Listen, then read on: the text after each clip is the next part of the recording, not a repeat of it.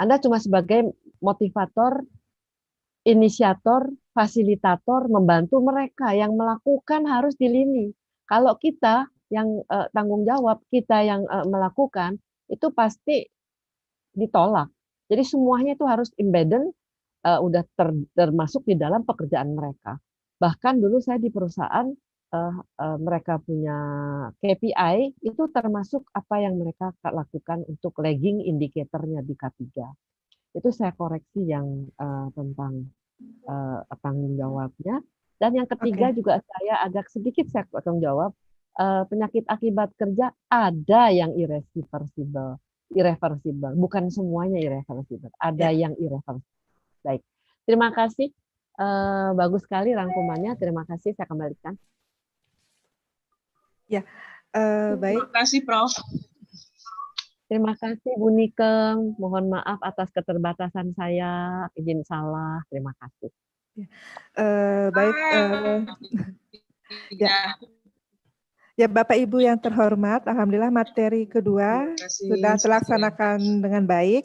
Kami ucapkan terima kasih banyak kepada Prof. Meli yang sudah berbagi ilmunya kepada kita semua. Terima kasih, Prof.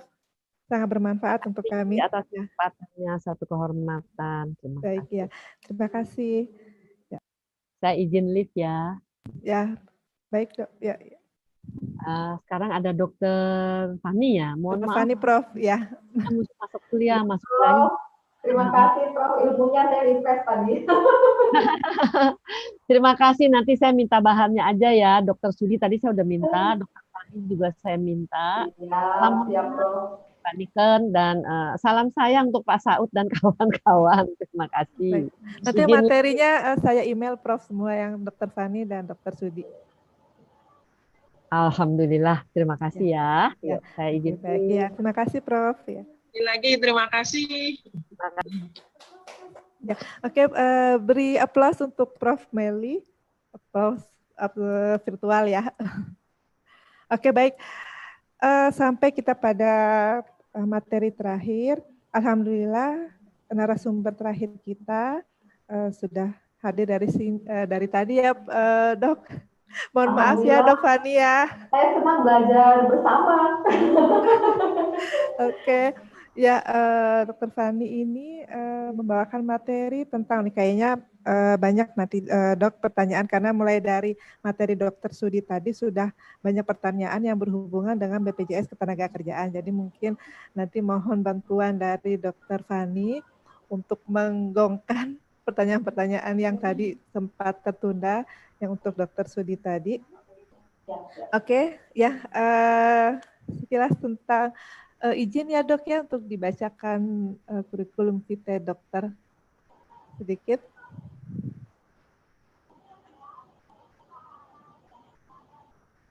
Oke, kurikulum vitae pemateri terakhir ini, nama lengkap beliau adalah Dr. Fani Syafani, MKK, AK3 CDMP. Saat ini beliau sebagai dokter case manager ya Dok ya, case manager di BPJS Ketenagakerjaan Pusat. Kemudian sertifikasi dari CDMP, sertifikasi manajer kasus internasional Parkeso Malaysia, dan bulan Januari kemarin melanjutkan pendidikan spesialis kedokteran okupasi Universitas Indonesia. Oke, singkat nih Dok, karena waktunya biar banyak diskusinya nanti. Ya baik, silakan Dok. Baik, karena ini saya diundang dari Balai K3 Bandung. Ini alhamdulillah sebelumnya terima kasih nih kepada Ibu Niken sebagai Kepala Balai K3 Bandung, terima kasih sudah diundang dan terima kasih kepada terima kasih juga Dok. Ya sama-sama Dr. Diana atau Mbak Ocha, terima kasih, dan Mbak Dia dari malam minggu ya, malam minggu jam 9 malam ini teleponan. Dan luar biasa terima kasih kepada teman-teman Balai K3 Bandung. Kemudian saya lihat juga dari Balai K3 Pusat ada Bu Catu ini. Assalamualaikum Ibu, sudah lama tidak bersua. Kepada guru-guru saya di sini ada tadi Prof. Meli dan guru-guru dari okupasi, MKK, UI, UNPAD, kemudian juga Dr. Sudi studi, teman-teman kemenaker, pengawas luar biasa ini hadir. Saya lihat 500 peserta ini beberapa banyak yang nggak bisa masuk ya, Mbak Ocha ya. Jadi antusiasnya pada penyakit akibat kerja luar biasa. Ya, Dan, di YouTube 300 dok. Luar biasa, berarti hampir 800-an. Dan Ya. teman-teman dokter penasihat juga banyak yang tidak bisa masuk. Di antaranya di sini saya lihat ada dokter Kofi. Assalamualaikum dokter Kofi. Saya di sini menganggap semua keluarga nih, karena jadi temu kangen Mbak Ocha. Ada juga teman-teman PPDS okupasi ini saya lihat tadi bergabung, jadi luar biasa ini forum yang sangat dinanti semua pihak ini Mbak Oda. Bu Diana, mungkin Ibu Nega Diana nanti suatu waktu bisa mengadakan kembali ini sharing hari ini. Saya tidak akan lama karena beberapa materi sudah disampaikan oleh Dr. Sudi. Mungkin nanti lebih ke diskusi ya Mbak Ocha ya. Baik, assalamualaikum. Ya, saya Dr. Fani. Saya lama juga tinggal di Bandung, jadi saya dipanggil oleh Balai K3 Bandung, langsung saya iakan. Seperti rumah bagi saya Bandung ini. Dan saya di BP Jam Sostek ini sekarang di kantor pusat, diamanahkan di bagian kebijakan operasional program, memanage kesehatan kerja. Terkait penyakit akibat kerja tadi regulasi jelas tidak berbeda. Dok Fani, maaf dok, suaranya menggema dok, suaranya bergema. Baik, ini sudah jelas? Sudah lebih jelas? Kedengeran tapi agak menggema dok. Oh gitu, karena pakai headset ini. Halo, udah ini ya, agak lebih clear ya, saya dekatkan. Agak lebih jelas sih ya. Okay. Jadi untuk regulasi sama jelas ya, dengan Dr. Sudi sampaikan tadi. Kemudian tentang penyakit akibat kerja juga, ini teman-teman sudah paham secara regulasi dan tadi dijelaskan oleh Prof. Meli ya. Untuk penyakit akibat kerja, teman-teman harus tahu bahwa tegaklah kasus kecelakaan kerja, tegaklah kasus penyakit akibat kerja, mohon segera laporkan ke BP Jam Sostek sesegera mungkin, 2 kali 24 jam sesegera mungkin. Ini kenapa harus segera? Segera untuk kita tindak lanjuti pengobatan dan perawatannya. Nah, tidak ada perbedaan untuk penyakit akibat kerja apabila tegak dari tenaga kerja baik peserta penerima upah maupun bukan penerima upah, segera laporkan ke BP Jam Sostek. Nah, ini dia, untuk penyakit akibat kerja harus dibedakan dari penyakit akibat hubungan kerja. Karena apa? Untuk penyakit akibat kerja, ini adalah yang terkait dengan job desk dan hazard di tempat kerjanya. Kalau penyakit akibat hubungan kerja, ini akibat lingkungan kerja, seperti yang tadi dijelaskan oleh Dr. Sudi. Kalau misalnya pekerja ya yang di luar dari rumah sakit, seperti kita nih, misalnya bekerja di perusahaan, ya bekerja di kantor, terkena COVID, yang COVID ini memang pandemi, apakah ini masuk penyakit akibat kerja? Kita kaitkanlah bahwa hazardnya itu apa? Hazardnya itu adalah COVID, dan job desk-nya itu apa? Sesuai dengan surat edaran dari Menaker dan Menkes, bahwa job desk-nya adalah tenaga kerja kesehatan, medis, paramedis, tenaga kerja supporting yang melayani pasien COVID positif. Nah, hak untuk menuntut kecelakaan kerja ini tadi sudah dijelaskan oleh Dr. Sudi bahwa menjadi 5 tahun. Ini berdasarkan dari Peraturan Pemerintah Nomor 82 Tahun 2019 tentang perubahan manfaat dari PP Nomor 44 Tahun 2015. Nah, teman-teman harus tahu nih Bapak Ibu, yang dijamin BP Jam Sostek itu adalah di penyakit akibat kerja atau occupational disease. Jadi ini perbedaannya dari penyakit akibat hubungan kerja. Penyakit akibat kerja atau occupational disease ini terjadi pada populasi pekerja, penyebabnya spesifik hazard ya. Kemudian paparannya itu memang hazardnya itu berdasarkan dari pekerjaannya. Contohnya apa? Tadi yang sudah dicontohkan, misal ya pekerja yang kesehariannya di mesin. Nah, ini kan paparannya kebisingan ya. Nah, spesifik kan? Makanya ini harus dilihat apakah penyebabnya dengan job desk-nya ini sesuai. Inilah yang saat ini diamanahkan ke program jaminan kesehatan kerja BP Jam Sostek. Nah, ini dia. Kalau dia terkait pada pekerjaan ya, contohnya kecelakaan kerja maupun penyakit akibat kerja, ini adalah di BP Jam Sostek. Tapi kalau dia itu tidak tegak sebagai kecelakaan kerja atau tidak tegak sebagai penyakit akibat kerja, maka ini tidak di ranah BP Jam Sostek. Teman-teman harus harus paham ya kalau kecelakaan kerja. Jadi kalau pada saat berangkat kerja, pulang kerja, di tempat kerja atau dinas ya terkait dengan pekerjaan, melalui jalan yang biasa dilalui, nah pada saat terjadi kecelakaan atau trauma, ini masuk ke perlindungan program kecelakaan kerja BP Jam Sosek. Tapi di sana juga ada nih kalau kecelakaannya di jalan raya ya, nah kecelakaannya ini duo ya, bukan tunggal maksudnya, ini ada ranahnya di jasa harja. Jadi teman-teman harus paham juga nih kalau kecelakaan lalu lintas ada juga hak dari pengguna jalan raya. Ya.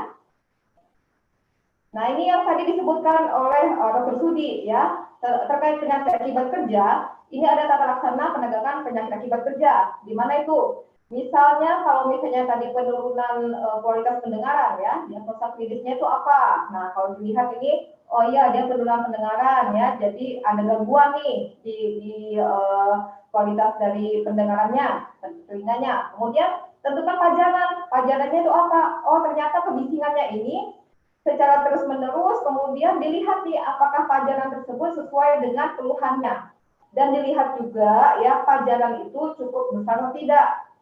Secara normal ya Bapak Ibu harus ingat bahwa untuk kualitas pendengaran yang diizinkan itu adalah 85 desibel selama 8 jam. Kalau 88 desibel 4 jam ya. Jadi semakin tinggi harus semakin sedikit jam kerja.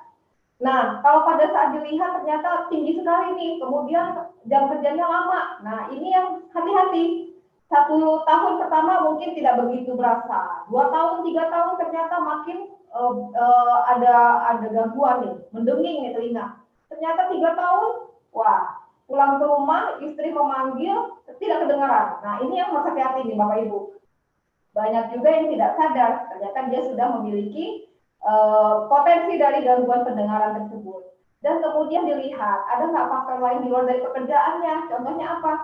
Selain dia bekerja di pabrik, kemudian dia bekerja di bagian aparatur mesin, jangan-jangan dia di keseharian rumahnya lebih dari keseharian di tempat kerja. Contohnya suka mendengar musik kencang ya. Nah ini yang bisa membiaskan tegaknya penyakit akibat kerja.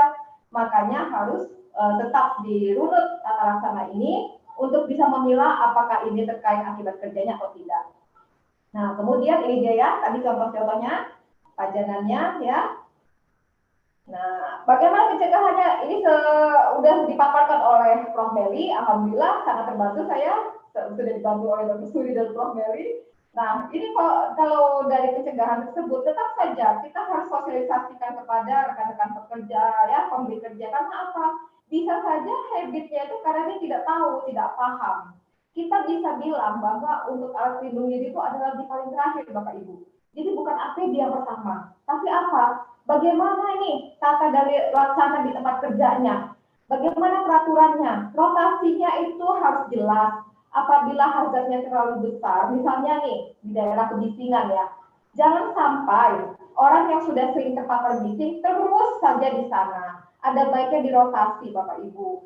Nah, kemudian dilihat dari penggunaan dari APD. APD juga harus jelas manfaatnya dan sesuai. Karena apa? Banyak yang alat pelindung diri ternyata tidak sesuai ya, dan kemudian tidak digunakan secara efektif. Kalau saya mengingatkan para pekerja, karena saya juga di lapangan alhamdulillah lama, saya ingatkan para teman-teman pekerja, ingatkan mereka bahwa ada keluarga yang menunggu mereka di rumah. Kalau mereka menggunakan alat pelindung diri yang tepat, maka mereka bisa sehat sampai tua.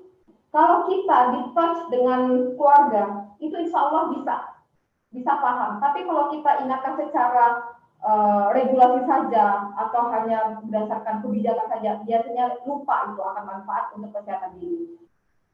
Nah ini dia Bapak Ibu, laporan penyakit akibat kerja itu sama formatnya seperti kecelakaan kerja, tapi ini ada nih, di atasnya adalah laporan penyakit akibat kerja tahap pertama. Begitu dia sudah tegak PHK, laporkan segera. Ya, hubungi BP Jam Sosek terdekat, kemudian nanti dari pegawai pengawas. Nah, ini bersama-sama nanti akan melihat nih. Nah, kalau misalnya tadi Dr. Sudi sudah menjelaskan, jangan memperdebatkan dokter yang menegakkan. Karena apa? Penyakit akibat kerja ini, jujur, ini PR kita bersama. Tidak ada yang salah dalam hal ini. Mungkin pemahaman yang belum rata. Laporkanlah penyakit akibat kerja. Jangan pernah malu. Karena apa? Di sini kita bersama-sama melindungi para pekerja sebagai aset. Aset. Karena apa? Mereka adalah orang-orang terpilih yang bekerja di tempat kita. Nah, ini dia penyakit akibat kerja sama ya. Jadi begitu dia sudah pelaporan, kemudian pada saat sudah pengobatan perawatan, dan sudah pada saat melalui tahap pengobatan perawatan. Biasanya penyakit akibat kerja ini cacat fungsi biasanya. Adapun yang misalnya meninggal dunia pun ini maksudnya nanti meninggal dunia kategori kecelakaan kerja. Tapi jangan sampai teman-teman kita meninggal akibat penyakit akibat kerja. Nah ini dia. Nah ini yang makin menarik ya, Mbak Dr. Ocha ya. Manfaat pada penyakit akibat kerja COVID-19. Nah ini Ya dok. Ya, ini saya cepat dan ini supaya lebih banyak tanya jawab.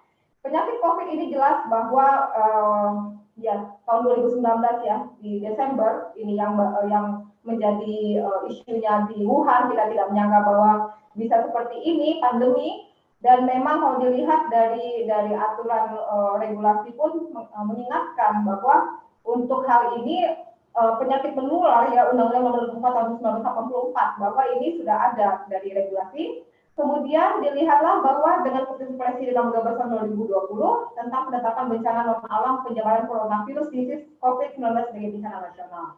Regulasinya ini sama, tapi ditekankan bahwa di sini adalah Perpres 07 tahun 2019 seperti yang disebutkan oleh Dr. Sudi ya, yang di mana ini membahas tentang penyakit akibat kerja, dan COVID-19 ini lebih ke virus, yaitu ke bagian biologi, paket biologi.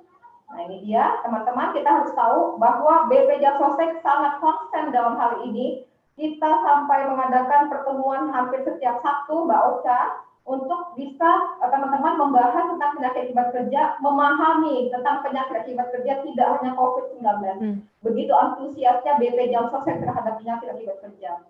Nah, penegakan COVID-19 sebagai penyakit akibat kerja ini berdasarkan dari tadi ya, kita ulas balik tentang Perpres 07 2019. Kemudian adanya dari surat edaran dari Menkes 327 2020 ya, dan dari Menaker M8 2020.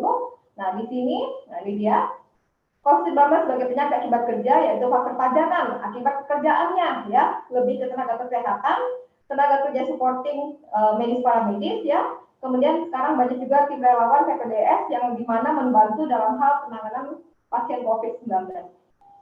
Bagaimana ini terhadap kasus COVID-19? Nah ini dia harus tetap dilihat kepesertaan dari mana, karena kita melihat bahwa banyak juga teman-teman nakes ya, tenaga kerja kesehatan, tenaga kerja supporting, relawan, ini kepesertaannya dari mana dulu? Apakah terlindungi di BP Jamsostek atau di Asabri atau di Taspen?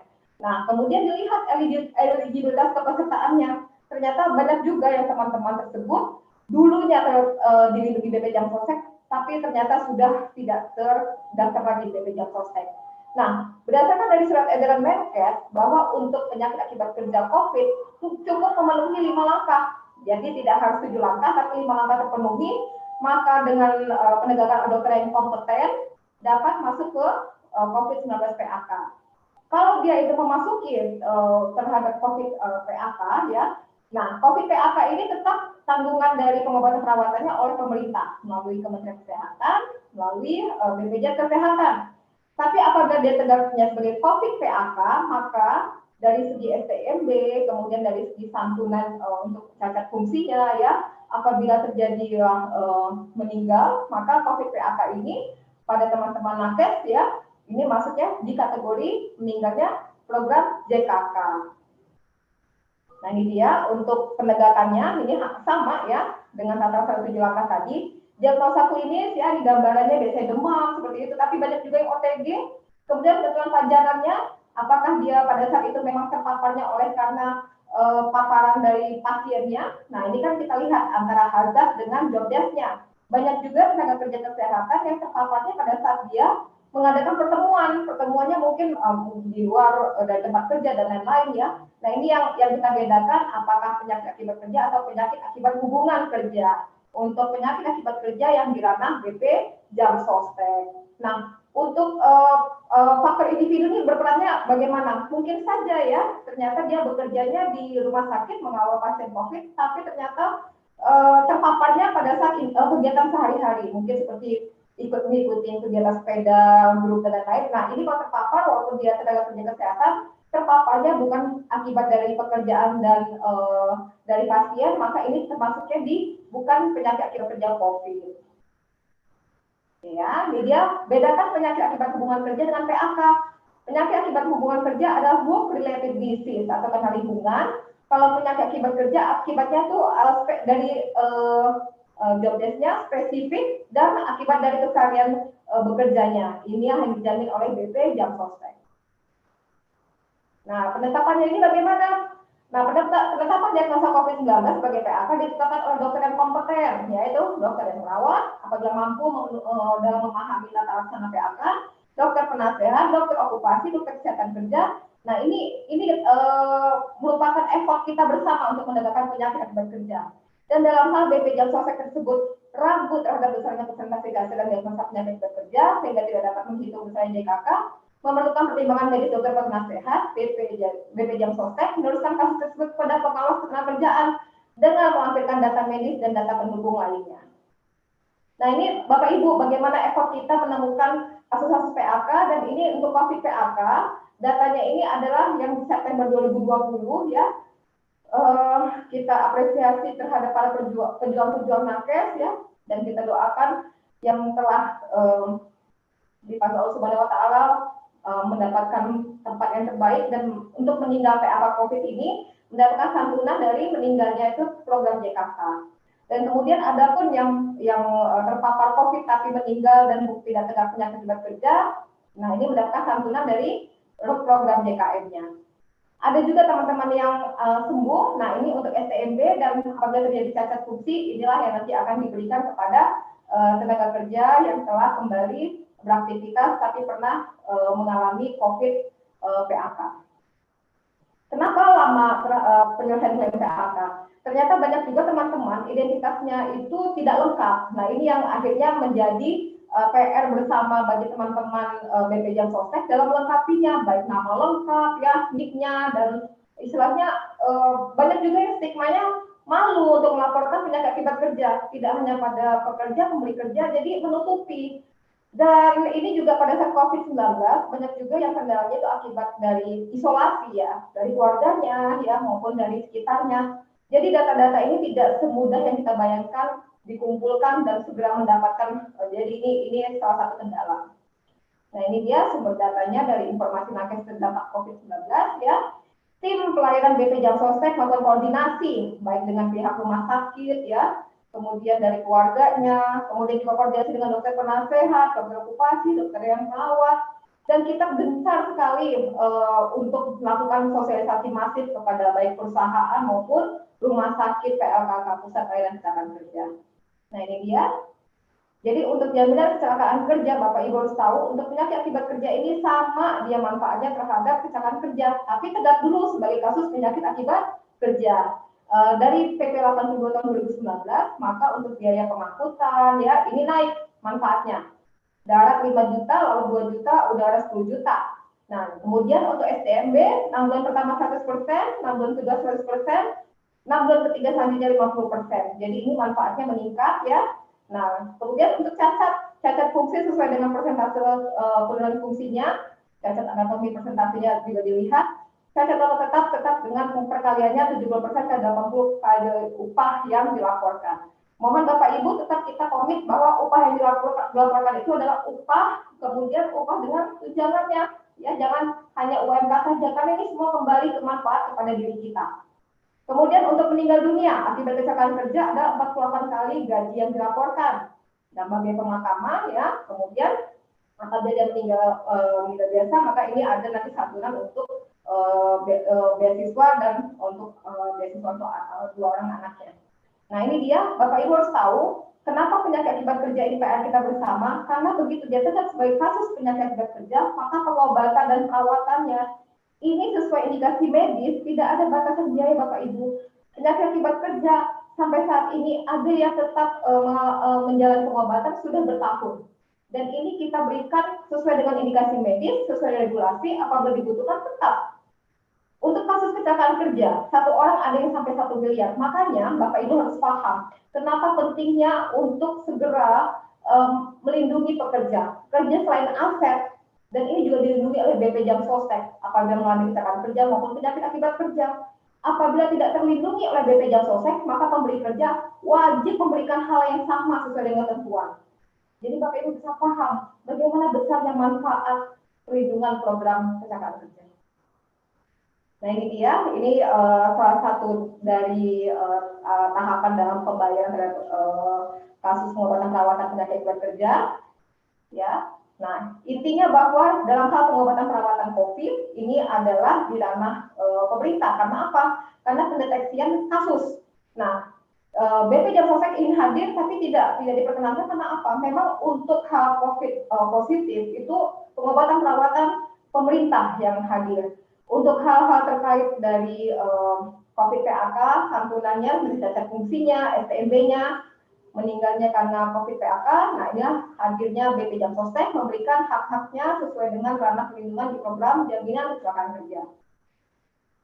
Ya, Bapak Ibu ya, berdasarkan dari surat edaran Menkes dan Menaker. Contohnya ya, jadi ini adalah perhitungan contoh apabila dari pengobatan perawatan COVID, kemudian dia juga mengalami kecelakaan kerja. Nah ini kita melihat dari berapa besar dia pengobatan perawatan yang ditanggung oleh pemerintah untuk kasus dari pengobatan perawatan dari kecelakaan kerjanya. Nah ini BP Jam Sostek hadir. Pihak pelapornya siapa? Pihak pelapor adalah pemberi kerja, kemudian pekerjanya, ataupun dari perwakilannya. Silakan laporkan untuk kasus kecelakaan kerja maupun tindak akibat kerja sesegera mungkin. Ya, ini adalah tanggung jawab kita bersama. Segera mungkin. Kemudian untuk laporan tahap pertama ya, baik form kecelakaan kerja maupun tindak akibat kerja. Laporkan sesegera mungkin ya, maksimal 2 kali 24 jam, tapi tidak juga harus 2 kali 24 jam ini tidak terpenuhi kemudian tidak ditanggung, tidak. Kita mengingatkan pentingnya melaporkan sesegera mungkin. Ini dia formnya, nanti boleh di-share ya Mbak Ocha ya, kepada peserta form-form PAK dan kerja ini. Iya dok. Ya. Nah ini dia surat keterangan dokter bahwa untuk menginformasikan di kondisi akhirnya apakah sembuh ataukah mengalami cacat fungsi atau cacat anatomi atau cacat total. Berapa hari dia dirawat, tinggal di STMB-nya, kemudian diagnosa dari akhirnya. Nah ini tambahan dari surat edaran dari Menteri Kesehatan. Apabila tegak sebagai penyakit akibat kerja COVID, maka form ini diisi. Ini biasanya teman-teman dari tenaga kerja kesehatan yang sudah sangat paham dalam hal surat keterangan dokter ini. Nah ini ya, tadi disebut oleh Dr. Sudi, bisa nggak kasus banding? Bisa, tidak hanya oleh Badan Penyelenggara BP Jam Sostek, tenaga kerja, ahli waris perusahaan, apabila kurang berkenan dalam hal pendapat yang diberikan, maka bisa untuk banding ya. Perbedaan pendapat mengenai kecelakaan kerja maupun penyakit akibat kerja atau persentase cacat atau besar santunan yang diterima, ini pun bisa banding. Nah ini Bapak Ibu, jadi kalau seandainya nih terjadilah meninggal dunia bukan bukan kategori COVID PAK, tapi dia memang meninggal ya, bukan karena kecelakaan kerja. Jadi mendapatkan santunan jaminan kematian di program JKM, santunan kematian 20 juta, biaya pemakaman 10 juta, santunan berkalanya diberikan langsung sekaligus 12 juta, dan adanya beasiswa untuk 2 orang anaknya. Ini untuk yang meninggalnya itu bukan kategori dari program JKK ya, meninggal di luar dari itu. Ini dia form untuk JKN. Nah ini kalau keempat administrasinya ya, mengisi dari form tersebut ya. Baik Bapak Ibu, saya singkat padat dan itu termasuk 2 materi, PAK dengan PAK COVID. Semoga dapat bisa memberikan suatu pencerahan. Dipersilakan kepada Mbak Ocha, bagaimana dalam hal pertanyaannya, silakan. Ya baik, terima kasih Mbakku. Mbak, ya izin ini banyak sekali pertanyaannya ini. Saya coba rangkum ya dok. Ini pertama dari Dr. Yesi. Dr. Yesi teman saya. Halo Dr. Yesi, masih ada nggak ya? Dr. Yesi via YouTube dok. Kebetulan. Nanti saya Ya, baik dari Dr. Yesi. Pertanyaannya, untuk menegakkan diagnosis penyakit akibat kerja karena COVID, perlu pemeriksaan swab dan lain-lain ya dok. Nah, untuk biayanya sendiri, apakah ditanggung BPJS Tenaga Kerja atau BPJS Kesehatan? Mangga dok. Baik, Dr. Yesi ini mungkin terkait ada satu kasus memang ini Dr. Yesi sedang menangani